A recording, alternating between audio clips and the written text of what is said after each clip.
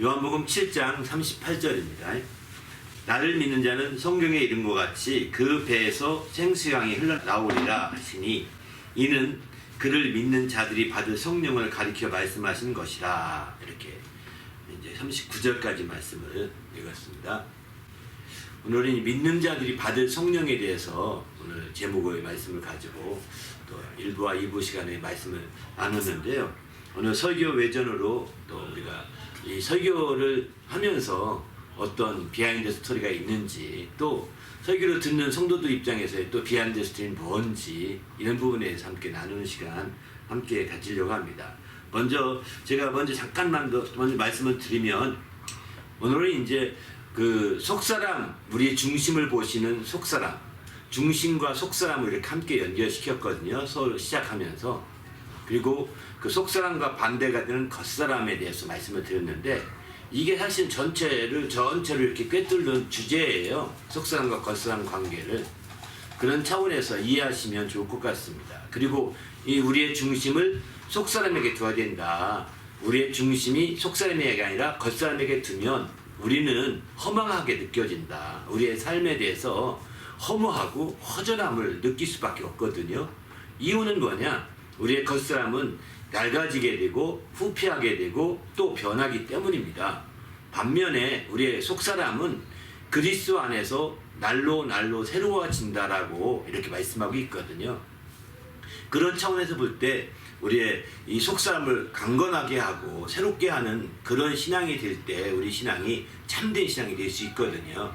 그러면 어떻게 하면 이 속사람을 강건하게 하느냐? 저는 설교 전체를 통해서 이제 하나는 말씀을 통해서, 하나님이 입에서 나온 말씀을 통해서 강건하게 한다. 또 하나는 성령으로 말미암아 우리 속사람을 강건하게 한다. 이렇게 전체적인 내용의 말씀을 이렇게 줄거리처럼 이렇게 말씀을 먼저 드리는 게 좋을 것 같습니다. 그런 전체적인 내용으로 설교를 했고요. 이렇게 해서 마침내 이제 그러면 말씀과 성령 어떤 관계냐? 말씀으로만 속사람을 강건하게 하다 보면 처음에는 좀 강건하게 하는데 시간이 지나가면서 이게 형식적으로 되는 경향이 많거든요. 형식적으로 흘러가 버리면서 이게 또 다른 율법처럼 작용하게 됩니다. 그럴 때는 이제 성령으로 말미암아 성령의 사람이 되어서 성령의 인도를 받으면서 나갈 때 그런 약점을 보완할 수 있습니다.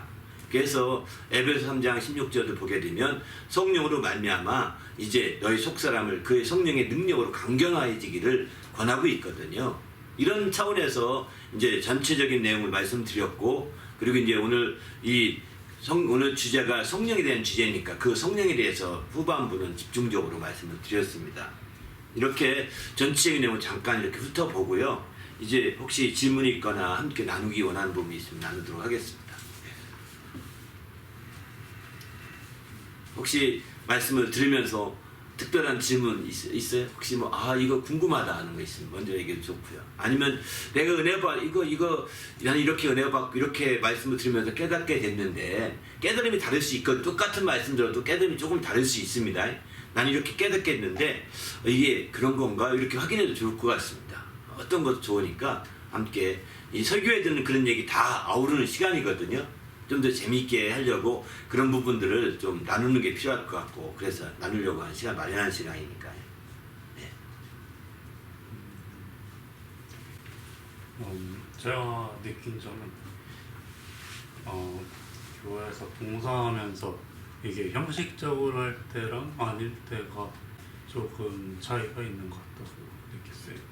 그래서 속사람으로 하고 있는지 내가 겉으로만 하고 있는지 그거를 분별할 수 있는 방법이 있나 궁금하네요. 그것도 적용은 문제인데, 봉사도 사실은 그 두 가지 형태인 것 같아요. 속사람이 기뻐서 막 봉사할 때 하고 겉사람이 어쩔 수 없이 봉사할 때 차이가 있거든요. 봉사하면서 실증을 느끼거나 왜 나만 해야 되지? 라는 이런 생각이 든다면 대부분이 겉사람 중심의 봉사인 것 같아요. 그러나 이제 봉사하면서 기쁘고 또 행복하고 즐겁고 이렇게 된다면 봉사하지만 해도 봉사하거든요. 그런 거는 되게 속사람을 위주 중심으로 한 봉사가 아닌가. 똑같이 이렇게 피아노를 치든 똑같이 교회 성소를 하든 어떤 형태든 간에 그게 차이가 있는 것 같습니다. 어쨌든 왜 그러냐면 겉사람을 하는 모든 것들의 공통점은 낡아지고 변화가 일어나고 후퇴하는 거예요. 그러나 속사람으로 하는 모든 것의 공통점은 새로워진다는 거예요. 더 하고 싶어진다는. 새로워지니까 더 하고 싶어지는 거고 더 즐거워지는 거죠. 이게 공통점이에요. 그런 의미에서 봉사를 하든 우리가 성가대를 섬기든 아니면 다른 형태로 교회 안에서 어떤 형태로든 뭐든 마찬가지입니다. 공부도 겉사람 하느냐 속사람 하느냐 차이도 있습니다. 그것도요. 겉사람으로 공부하는 사람들은 아유 지긋지긋해 하면서 공부하는 사람들이 대개 그냥 부모님 덕 때문에 하는 경우도 있는 거고요. 부모님이 막 안 하면 막 뭐라고 하니까 하잖아요. 사실 우리 학생 때 다 그렇게 했잖아요. 그러나 실제로 본인이 깨달아서 공부할 때는 이건 신앙과 좀 다르지만 속사람이 뭔가 철이 들어서 공부할 때는 달라요. 군대 갔다 온 사람 되게 겉사람보다는 속사람으로 공부하는 거거든요. 군대 갔다 오면 철이 좀 들잖아요. 그런 사람들은 부모님이 뭐라고 공부하지 않아요. 내가 이렇게 하면 안 되지. 여기서 막 속 사람이 그것도 일종의 철이라는 건 철학의 그 보이지 않는 나 속의 나를 가르쳐 말하는 거거든요. 보이지 않는 나가 지금 깨달아서 하는 거기 때문에 달라요. 그런데 이제 겉사람으로 하는 것은 막 부모님이 밀어붙여서 하거나 막 꾸중 먹을까봐 하거나 선생님이 또 막 때릴까봐 하고 요즘은 안 때리지만 저희 때는 많이 때렸거든요. 성적 떨어지면 그게 두려워서 막 하거나 이게 다 겉사람으로 하는 거예요. 그러면 하다 보면 지치면 아유 지겨워 그만두고 싶어. 근데 그래도 한다고요. 약한 사람들은 다 하는데 강한 사람들은 버티고 안 해요. 공부. 그 특징이 있어요. 그죠? 좀 마음이 약한 사람들은 부모님 때문에 하고 선생님 때문에 하고 다 이렇게 하거든요. 근데 그 사람들은 언젠간 공부 안 해. 시간 지나가면. 그리고 한계가 있어요. 성적도 안 올라가요. 그러나 자기 철이 들어서 속사람으로 우리 신앙의 속사람과 좀 약간 차이가 있긴 하지만 그런 철이 들어서 속사람이 중심이 되어 하게 되면 내적인 동기부여가 돼서 굉장히 열심히 하는 것 같아요. 공부도 그렇고 봉사도 다 그런 것 같아요. 그런데 우리 신앙인들은 단순한 인생의 철이 아니라 신앙의 어떤 중심이 잡혀야 되는 거죠. 그 속사람이 정말 하나님 그 속사람이 잡히려면 하나님 말씀을 따라 해야 되는 거거든요. 하나님 말씀이 있어서 내가 그 말씀을 순종해서 하는 방향이 되면 정말 새로워지고 기쁨도 있고 이렇게 되는 거죠. 이게 모르겠어요. 저는 이제 그런 차원에서 저도 저는 공부가 조금 일찍 철이 들었던 것 같아요. 이유는 뭐냐면 저희 아버님이 부도난 바람에 완전히 이렇게 기와집에 살다가 완전히 꼼팡이 집에 사니까 이건 큰일 났다. 나도 이제 아버님 그냥 있으면 아버지가 있을 텐데 난 그렇게 싫다. 난 잘 살고 싶다. 막 이런 생각을 하면서 이제는 어떻게 해야지? 막 이런 생각하다가 나로서 할 수 있는 건 공부밖에 없다. 이래가지고 공부하기 시작했거든요. 그게 초등학교 4학년 때 5학년 때 그때였던 것 같아요. 그래서 공부에 대해서 굉장히 열심히 했고 때마침 공부했을 때 이제 누나가 동기부여도 해줬죠. 공부 얼마 했는데 성적이 확 올라갔거든요. 저는 30중 중간밖에 못했거든요. 60명 가운데서. 그런데 막 해야 되겠다 했더니 10등 안에 확 들더라고요. 공부도. 근데 때마침 누나가 와서 그걸 알고서 10등 안에 든 사람이 저밖에 없다는 거예요. 그래가지고 막 이제 학용금 사준다고 하고 막 이러면 공부하라고 하니까 그리고 이 어머님한테 이제 얘 공부한다면 일 좀 시키지 마세요. 막 이러고 막 가신 거예요. 맨 일만 시켰는데 부모님들은. 예? 근데 그러니까 이제 저는 공부한답시고 일도 안 하려고 이제 되게 빠져가면서 그렇게 했거든요. 그러다 보니까 공부에 대한 철이 들었고 또 누나가 그런 동기부여가 돼서 공부를 하는데 굉장히 저는 재미있게 공부했거든요. 어렵지 않게 공부했어요. 정말 남들은 공부하느라고 막 어렵다고. 저는 공부할 때 이틀 3일씩 중학교 때 밤을 샜어요. 그리고도 막 뻔뻔히 공부하고 막 그랬거든요. 그런데 그런 공부가 재밌었어요. 그리고 아무도 없을 때 혼자 가서 막 이렇게 그 4km를 걸어가면서 그날 밤새도록 공부한 거 머리를 굴려가며 가는 거거든요. 다 생각나요. 기가 막히게. 그러고 막 그냥 어깨가 쓱 올라가고 가는 거예요. 그 생각을 해 또 학교 가면 애들이 막 물어보는 시간에 대답하느라고 시간 다 뺏기는 게 귀찮아가지고 밖에서 더 생각하다가 시간 땡 맞춰서 들어가는 거예요. 선생님 들어올 시간에. 그건 아무도 물어볼 사람이 없어. 그런 식으로까지 공부를 하고 막 그렇게 했었었는데 하여튼 자기 내적인 동기부여라고 보통 이렇게 표현하거든요. 이제 그게 바로 속사람의 동기부여가 되는 거죠. 한번 신앙이든 모든 것이든 간에 내적인 속의 사람이 중심이 된 동기부여가 된다면 봉사도 뭐도 참 행복할 수 있을 거라 저는 생각합니다. 할렐루야. 제 얘기 너무 길어서 미안합니다.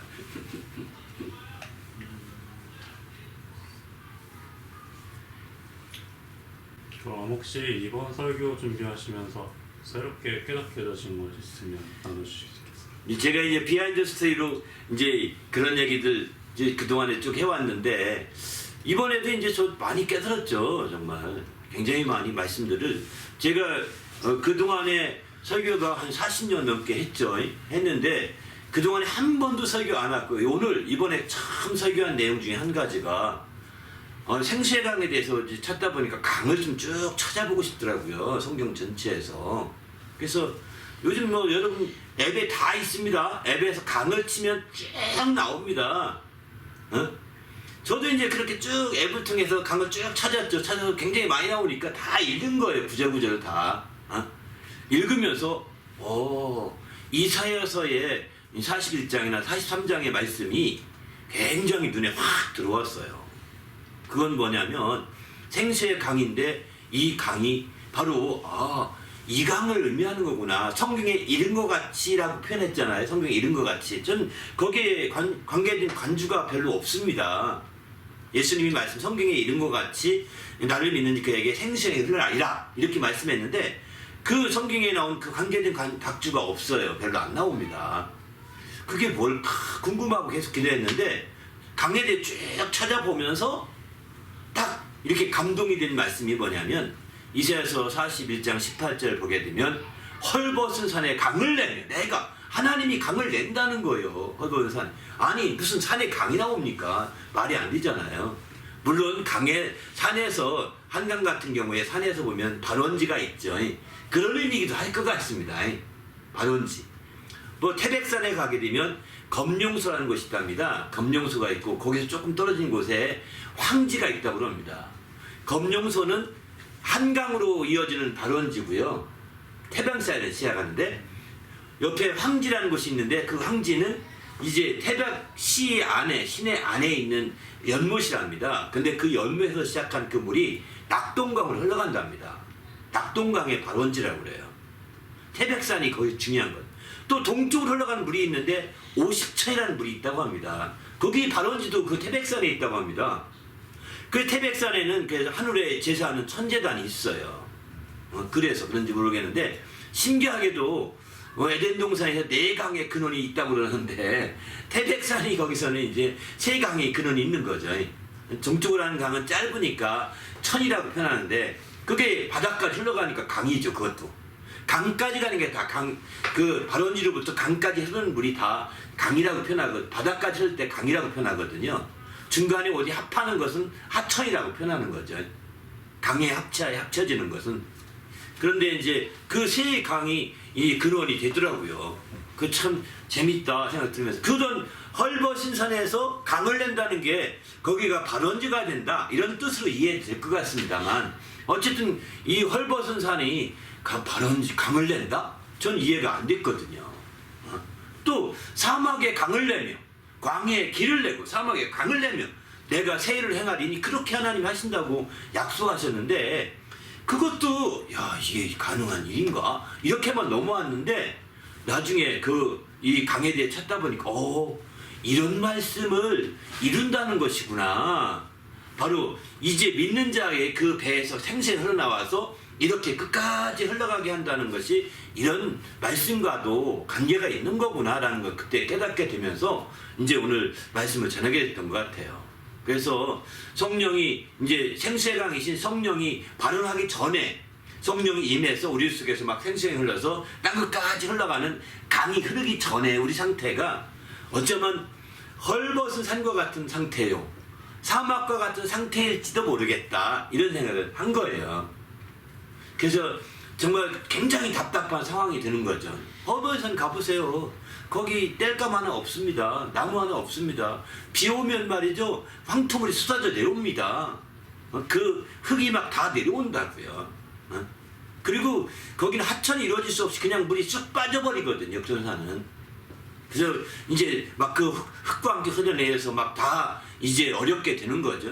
사막은 더 말할 것도 없죠. 사막은 강이 형성이 안 됩니다. 그냥 사막에 물이 쭉쭉 빠져버리니까 물을 다 흡수해버리니까 비가 많이 올 때는 강처럼 조금 흐른다고 그럽니다. 그러나 조금 얼마 가지 않아서 물이 말라버리죠.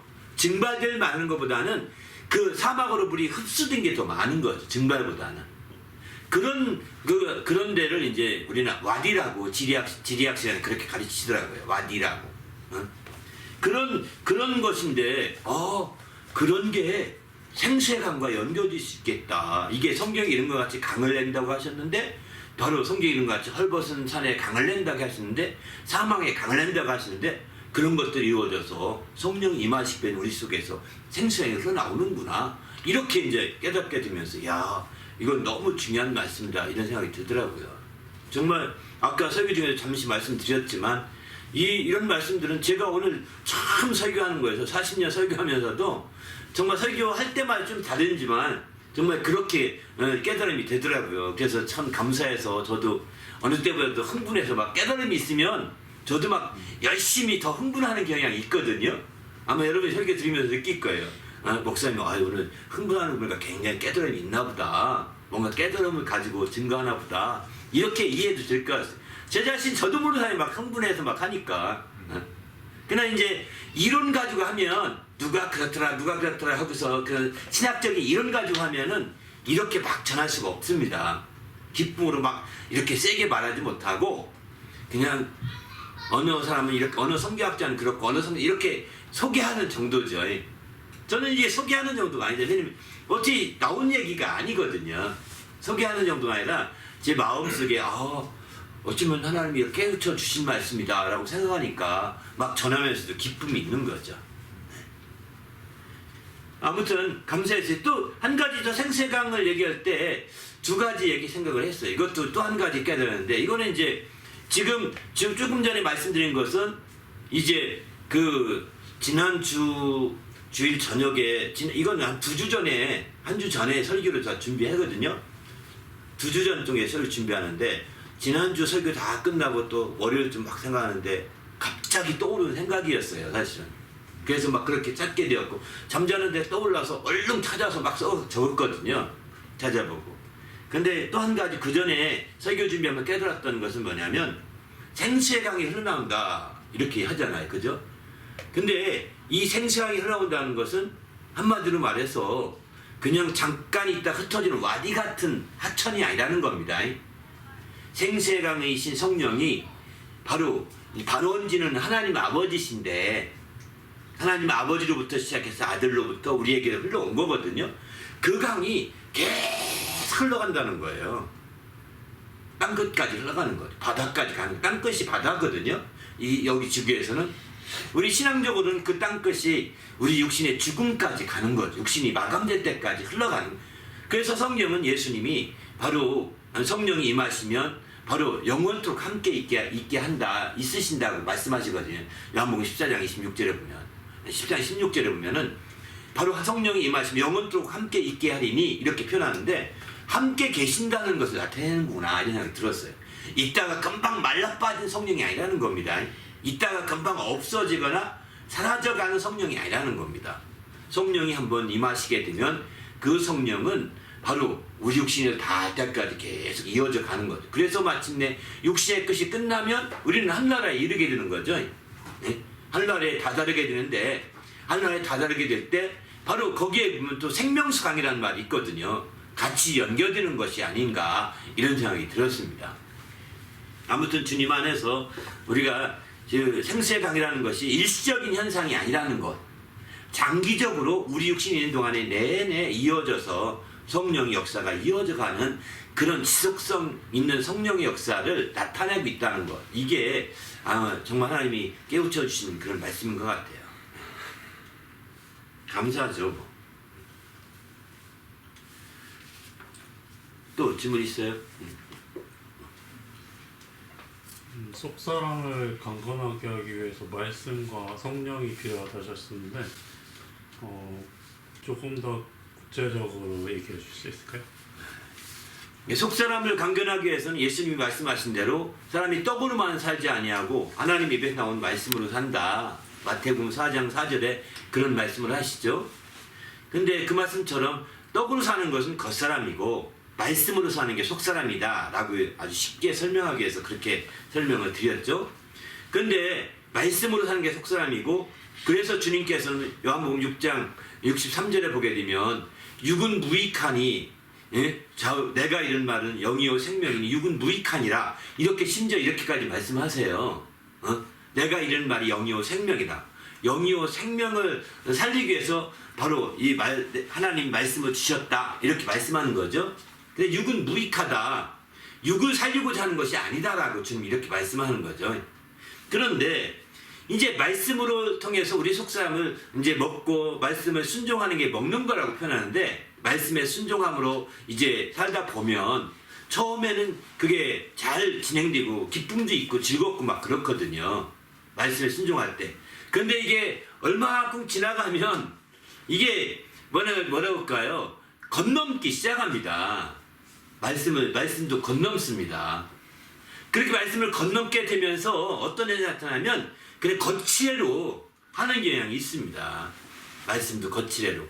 그냥 남들 눈치 때문에 말씀을 순종하기도 하고, 내가 그동안 해왔던 것이 있고 내가 해왔던 대로 안 하면 어떻게 될까요? 남들한테 쟤 시험 들었나 봐, 이런 소리가 듣기 싫거든요. 그래서 하는 거예요. 눈치껏 하는 거죠. 눈치껏. 내적인 속으로부터의 어떤 동기부여보다는 이제 내가 그동안 했던 것 때문에 할 수밖에 없는 경우가 굉장히 많이 생기게 됩니다. 신앙생활 오래 하다 보면. 다시 말해서 하나님의 말씀이 율법화가 되는 거예요. 그걸 보고. 진리의 말씀이 처음엔 날 살렸고 나에게 기쁨이 됐고 나에게 즐거움이 됐고 행복이 있던 말씀이 이제 율법으로 작용돼서 나의 족쇄처럼 작용하게 되는 거예요. 그리고 그 말씀을 내가 행하지 않았을 때 내 속으로부터 정죄도 나와요. 너가 그러면 되냐? 너 그동안에 그렇게 안 했잖아 하면서 속으로부터 정죄감, 참소, 이런 것도 나온다. 이게 나를 사로잡아 가려고 속에 내가 원하는 것을 못하게 하려고 그렇게 하는 그의 법이 있다는 거예요. 그게 제법이라고 아까 말씀드렸잖아요. 제법이 그렇게 나를 끌고 가는 거예요. 그래서 말씀이 오히려 처음에는 기쁨이요 즐거움이 말씀이 나중에 율법화가 되게 되면 굉장히 말씀이 오히려 나를 억압하게 되고 힘들게 만듭니다. 이거를 극복하시는 것은 성령이 역사하셔야 합니다. 성령이 역사하셔야 합니다. 그래서 성령으로 말미암아 우리 속사람을 강건하게 하옵시며 라고 기도하는 거거든요. 에베소 3장 16절 말씀처럼 성령으로 말미암아, 그 성령이 어떤 성령이냐? 은혜의 풍성함을 따라 주시는 성령이라는 거예요. 그냥 내가 노력으로 얻은 성령이 아닙니다. 은혜의 풍성함을 따라 주신 베푸신 성령으로 말미암아 우리 속사람을 그 능력으로 강건하게 되기를 바로 에베소 사도 바울이 그렇게 가르치고 있거든요. 에베소 교회에. 바로 이제 말씀으로 해서 말씀으로 하다가 그게 율법화가 되어서 그게 오히려 정말 기쁨과 행복보다는 억압과 정죄로 가게 될 때는 이제 정말 그 말씀을 통해서 회개하고 성령의 역사를 받으셔야 하는 거죠. 한 단계 다시 점핑을 해야 된다는 것을 의미하는 것 같습니다. 그게 성령의 이끌림 받게 되면 또 놀라운 역사가 나타나게 되죠.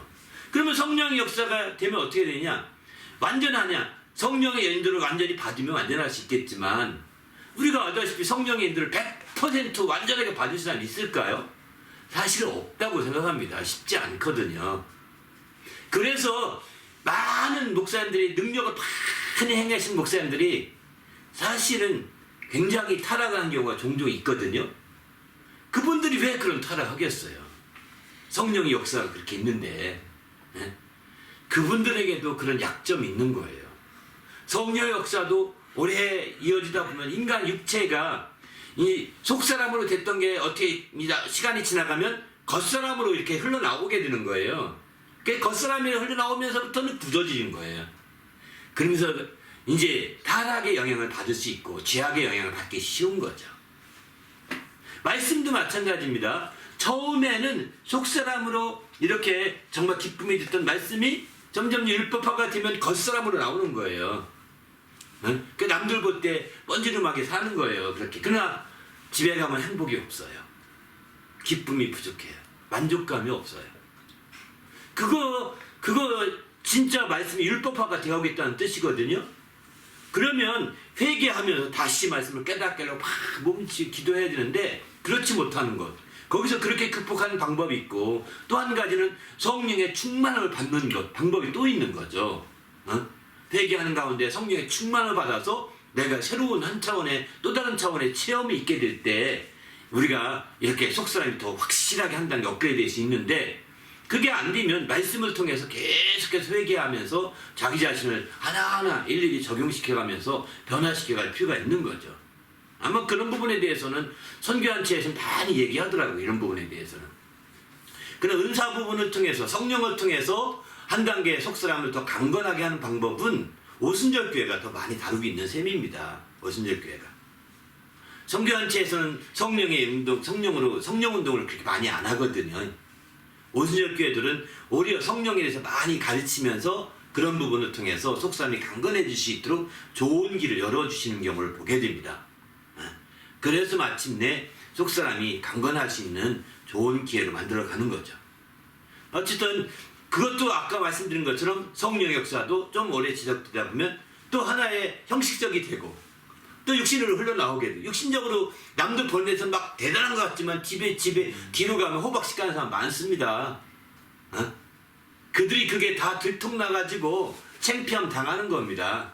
능력이 많으신 목사님들이 또 TV에서 막 능력자 한다는 그런 목사님들이 타락해가지고 이제 TV에 아예 못 나오는 사람이 얼마나 많습니까?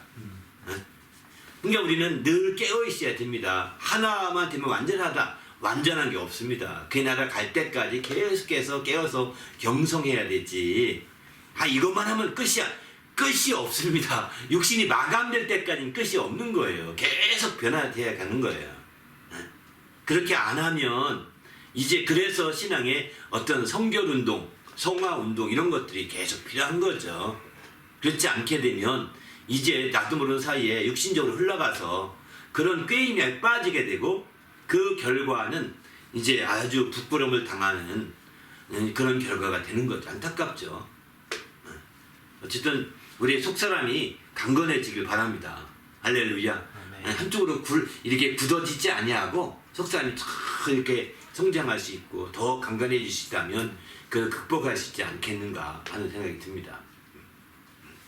네. 그러면 제가 느끼기에 겉사람에서 말씀이나 이런 거를 자발적으로 하게 되면은 속사람이 되는 것 같은데요. 그게 말씀이 기본으로 베이스가 깔려야 되잖아요. 그렇죠. 근데 그 말씀을 안 읽는 사람은 어떤 거를 먼저 시작해야 될까요? 성경책을 읽는다라는 것 자체가 너무 멀리 느껴지니까 그쵸. 예배에 참석을 해서 말씀을 듣고 그날 뭐 네. 기억하는 그 정도 수준인데 네. 그런 성도를 위해서 목사님께서 어떤 추천을 해주실 수 있는지 보통 일단은 뭐 쉽게 접근할 수 있는 것은 설교 듣는 거잖아요. 그죠? 일반적으로 성도들 입장에서는 성경을 읽어서 뭐 그 말씀이 자기에 있어서 그달 순종한다는 거는 조금 약간 열심히 있는 사람들의 얘기잖아요. 그죠? 그렇지 않은 일반적인 또 열심히 좀 덜한 분들의 경우라 본다면 설교 듣는 게 거의 전부일 거예요.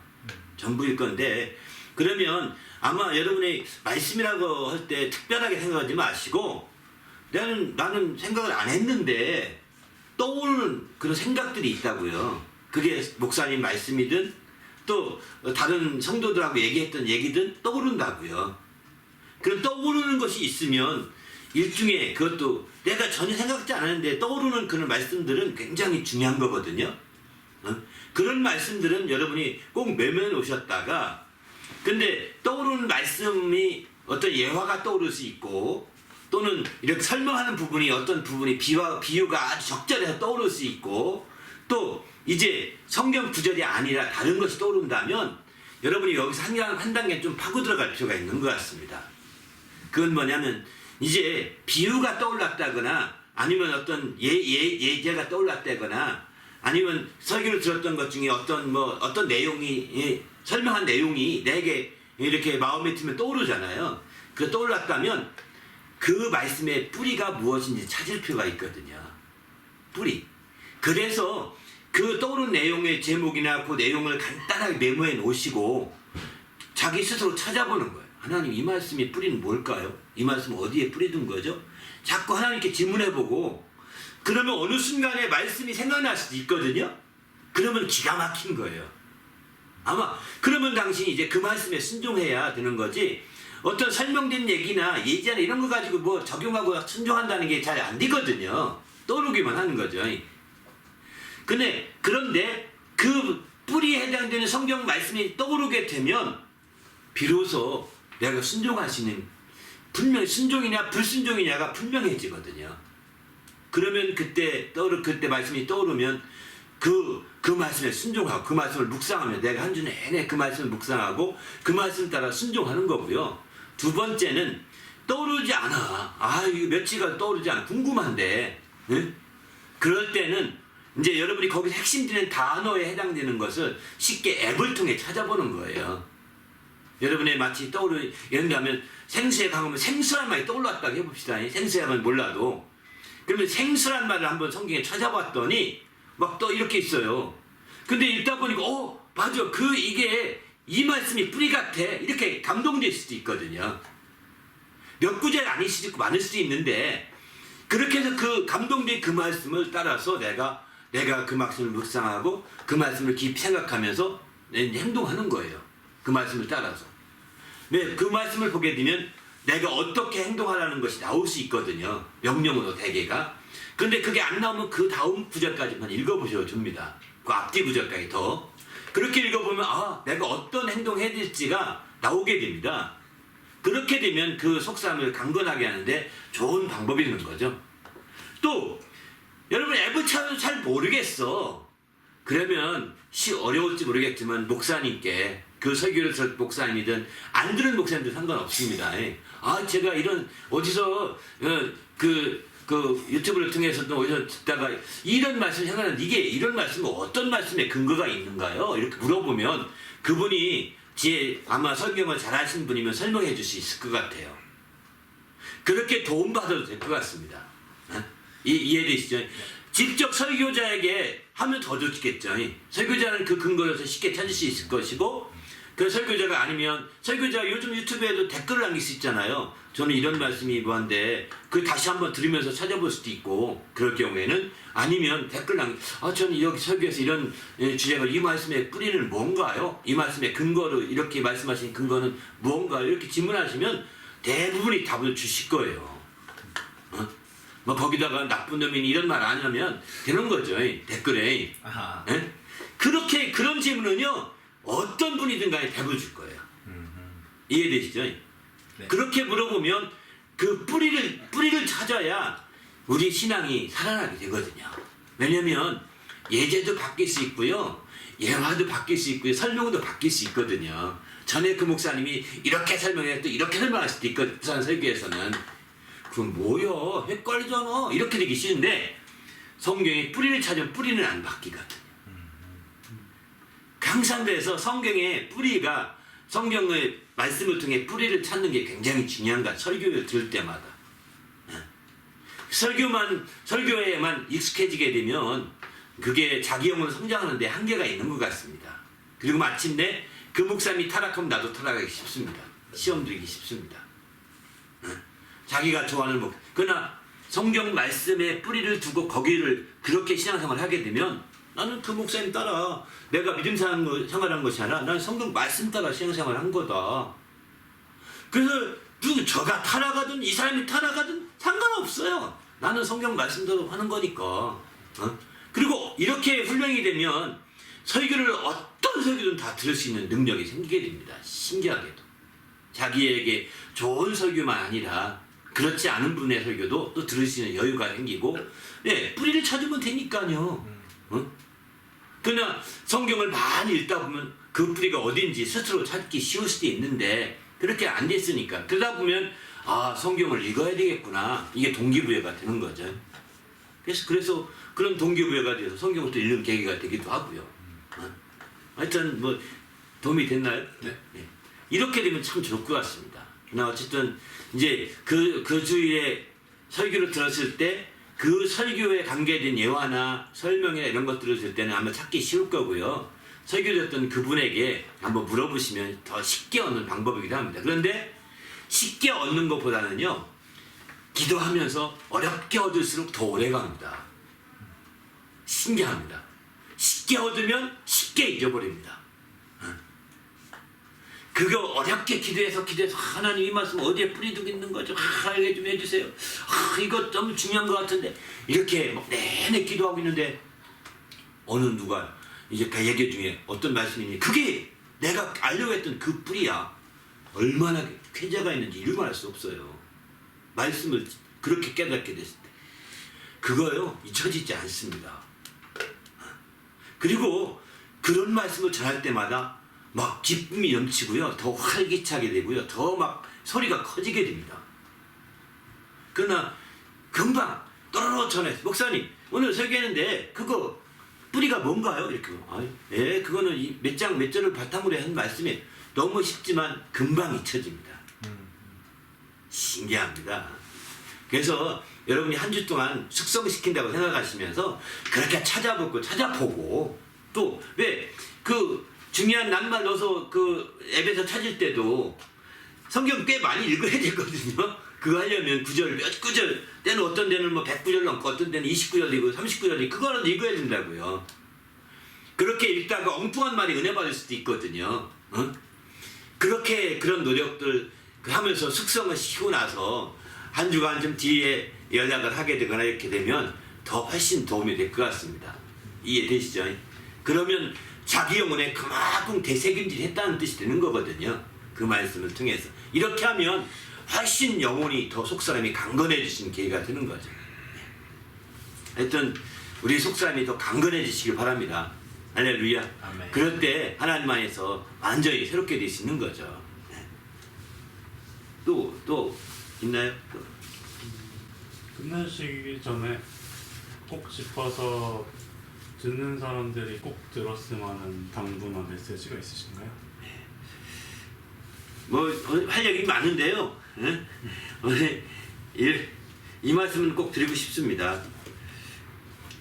이제 앞서서도 말씀드렸지만 목마름을 우리가 캐치할 수만 있다면 굉장히 좋은데 이 속사람이 목마름을 잘 모른다는 거, 이게 참 안타깝거든요. 육신의 목마름은 금방 알아채는데 속사람의 목마름은 잘 몰라요. 그런데 예수님께서 성전에서 순례하면서 그 예수님 초막절에서 예수님 순례할 때, 절기를 순례할 때 이 사람들은 믿음 좋은 사람들이에요. 믿음이 없는 사람이 안 해요. 보통 신앙이 너무 분명한 사람들이 하는 거거든요. 예수님을 순례하던 그 사람들이.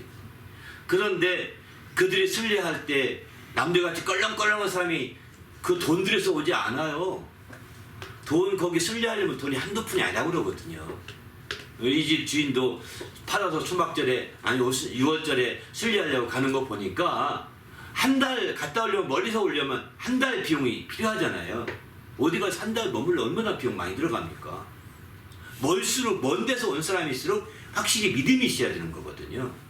가까운 데 있는 사람들이야 뭐 쉬울지 모르겠지만, 그런데 아마 틀림없이 SM 성전에서 이제 가까이 막 서둘러 나오는 사람들 향해서 막 주님이 막 서서 외친 거 본다면 아마 먼저 막 뛰어나온 사람들은 대부분이 가까운 데 사는 사람이지 않았을까 혼자 생각은 그렇습니다. 멀리 사는 사람들은요 그렇게 안 해요. 멀리서 온 사람들은 교회도 큰 교회 가도 멀리서 온 사람들은요 천천히 할 수 있으면 오기도 어려운 교회인데 더 기도하자. 기도하고 끝나고 더 기도하고 이렇게 천천히 나오거든요. 네, 일찍 나가면 막혀도 못 나오거든. 더 기도하고 왜 자주 못 오잖아요. 그리고 와서 막 기도하고 막 이렇게 기도하고 간다고요. 천천히. 그럼 늦게 가면 길이 환히 열려 있거든요. 그런데 가까이 동네 사는 사람들은요 그렇게 안 해요. 자주 온다고 생각하니까 서로 떠나간다니까요. 예배 끝나고 떠나간 사람 봤죠? 왜? 안 막힐 때 나가려고. 또 주차장 안 막힐 때 얼마나 주차장에서 차가 뭐 지하 몇 층에 있으면 그거 올라오려고 얼마나 시간 걸리는데, 예? 그거 안 막히려고 이제 늦게 온 사람이 지하 밑으로 더 들어가거든요. 주차장도요. 일찍 온 사람들은 주차장도 위층에 주차하기 때문에 안 뛰어가도 돼요. 근데 늦게 온 사람이 있으면 주차장 밑으로 가야 되죠. 근데 그들은 되게 가까운 데 온 사람이 늦게 온 경향이 있으니까 이런 사람들이 아마 급하게 따라가는 사람 보면서 주님이 서서 외쳐서 말씀하셨던 것 같아요. 내가 아마 제가 그냥 생각할 때 그래요. 보통 예배 드리면서 그런데 그들은 예배를 드리고 가까워 있으니까 항상 왔다 갔다 할지 모르겠지만 형식적일 수 있다는 거예요. 형식적일 수 있다는 거예요. 또 가까운데 안 나오면 아니 가까운데 왜 안 나와? 이런 소리 할까봐 나오는 거거든요. 아니 여기서 엎어지면 코다할 텐데 안 나오냐고 전 사람들이나 이런 분들이 막 자꾸 보채거든요. 안 나오면. 응? 그러니까 그들은 막 그렇게 나오는데 그럼에도 불구하고 그렇게 막 서들어가는 모습 보면서 지금 저들이 진짜 형식적이구나. 정말 자신이 은혜 받은 걸 좀 더 나누려고 하고 막 행복한 것을 얘기하려고 하지 않고 그냥 아무 수도 안 하고 그냥 막 가기 바빠 이런 사람들을 주님은 어떻게 봤느냐? 이런 사람들이 목마른 사람이라고 보신 것 같아요. 그래서 누구든지 목마르거든 내게로 와서 마시라고 얘기하고 그들은 뭐 그걸 그런 예수님이 하신 말씀을 아랑곳하지 않고 그냥 가버려요. 왜? 형식적이니까. 아이 저 사람 또 뭐 잘났다고 뭐라고 하네. 아이 듣지도 않아요. 이런 사람들은 진짜 목마른 사람이 그 사람들인데 형식적으로 행하는 사람 그 사람들인데 그들은 목마르다고 못 느낀다는 거예요. 그게 안타까운 거죠. 우리는 신앙 안에서 정말 내가 서두르고 급하고 하는 사람들 많이 보지요. 뭔가 할 일을 다 하는데 막 서두르면서 막 이런 사람들도 목마른 사람인 것 같아요. 여유가 없어요. 신앙의 여유를 가지고 얘기하고 또 믿음을 얘기하고 자기가 은혜 받은 걸 얘기할 수 있는 여유가 있어야 되는데 이게 속사람으로부터 시작된 여유거든요. 막 급하게 서둘러서 막 이런 사람들이 신앙생활 하다 보면 종종 많거든요. 그렇게 하기 시작한다면 이제 신앙 안에서 이제 형식적으로 흘러갈 가능성이 큰 거죠. 그래서 그런 경우는 아마 목마른 사람의 한 유형이지 않겠는가 저는 이렇게 좀 이해하고 있습니다. 예수님께서도 아마 정말 본인은 목마르다는 걸 모르지만 그러나 본인 생각할 때 만약에 우리가 서두르고 막 급하게 하고 움직이고 왜 그거 못하냐고 보채고 막 이런 스타일이라고 한다면 가만히 있지 못하고 여유가 있지 못하고 그런 스타일을 한다면 원래 내 스타일이 그래 이렇게 할지는 모르겠지만 아마 그런 사람의 특징은 속으로 볼 땐 굉장히 조급해하는 그런 사람들의 특징이 뭐냐? 속으로 원망도 많고 불평도 많고 불만도 많을 겁니다.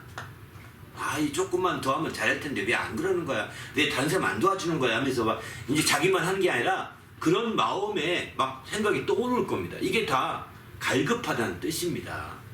내가 행복해서 막 흥얼흥얼하고 하는 것이 아니라 행복해서 흥얼흥얼하고 하면 되는데 그렇지 않고 조금 몇 번만 더 해보면 속에서 불평과 원망이 떠오를 거예요.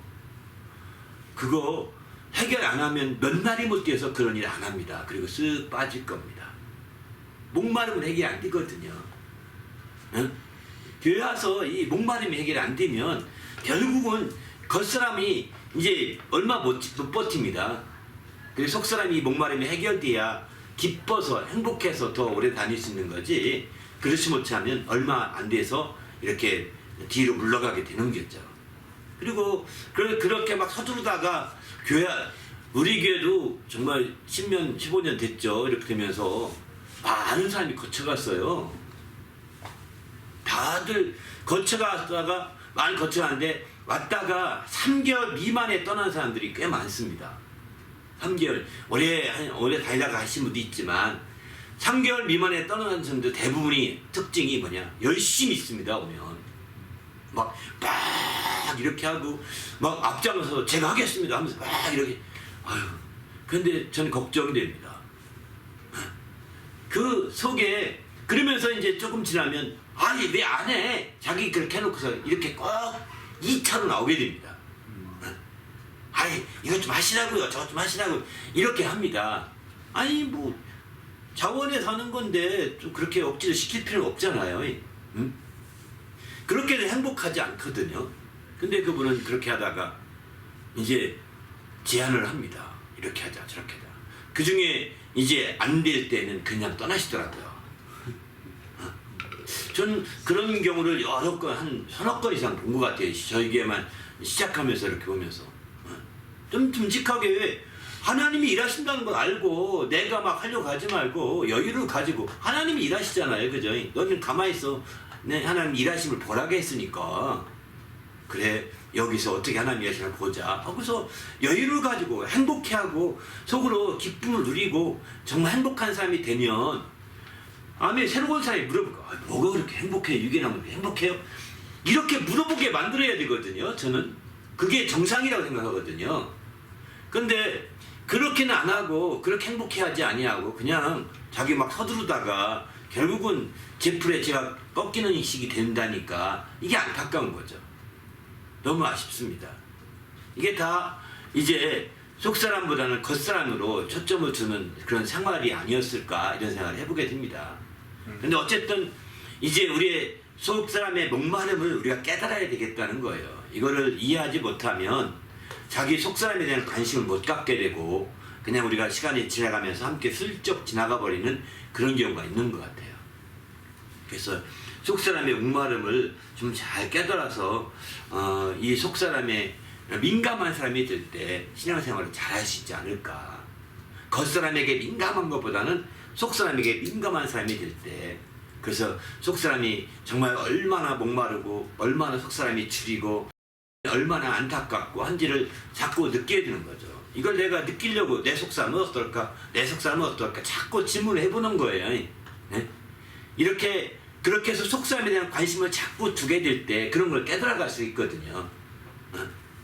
앞서 말씀드린 대로 목마르게 될 때 원망과 시비가 자꾸 툭툭 이건 겉사람에게 튀어나온다는 거죠. 이런 특징들이 다 있잖아요. 누구나. 그죠?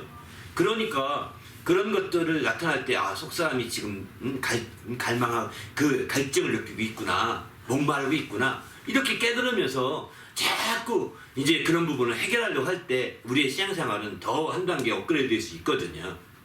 근데 그런 관심을 안 두게 되니까 결국 육신에 겉사람에게만 초점 두고 살다가 어느 날 이제 작은 문제 하나로 어느 날 그게 삐지게 되고 그것으로 인해서 시험 들어서 이제 교회에 등지는 경우를 왕왕 보게 됩니다. 그래서 우리는 속사람, 겉사람보다는 속사람의 중심이 되어 더 행복했으면 좋겠습니다. 겉사람은 정말 낡아져 가게 돼 있습니다. 변화되게 돼 있습니다. 나쁜 차원에서 쇠퇴하는 거죠. 그렇기 때문에 쇠퇴해가는 겉사람을 붙들고 있다가 허망해지지 마시고 날로 새로워지는 속사람을 붙들면서 더 행복해져야 되지 않겠습니까?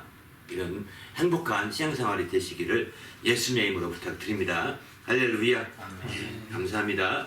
함께 기도할 때 하나님이 인도하셔서 정말 주님 앞에서 우리가 속사람과 겉사람을 잘 오늘은 분리시켜서 쭉 이렇게 양쪽으로 쭉 이렇게 얘기했는데 한번 속사람과 겉사람을 잘 이해하는 좋은 계기가 있으면 좋겠습니다. 그래서 속사람이 말씀으로 새로워지고 또 성령으로 더욱더 새로워져서 우리가 속사람을 중심으로 한 영적인 생활, 신앙생활을 할 수 있다면 이게 더 행복해하고 이게 바로 성령으로 열면 길이 아닌가 이렇게 확신하게 됩니다. 우리 모두도 이런 확신을 갖는 신앙생활이 되게 해달라고 간절히 합심해서 기도하십시다.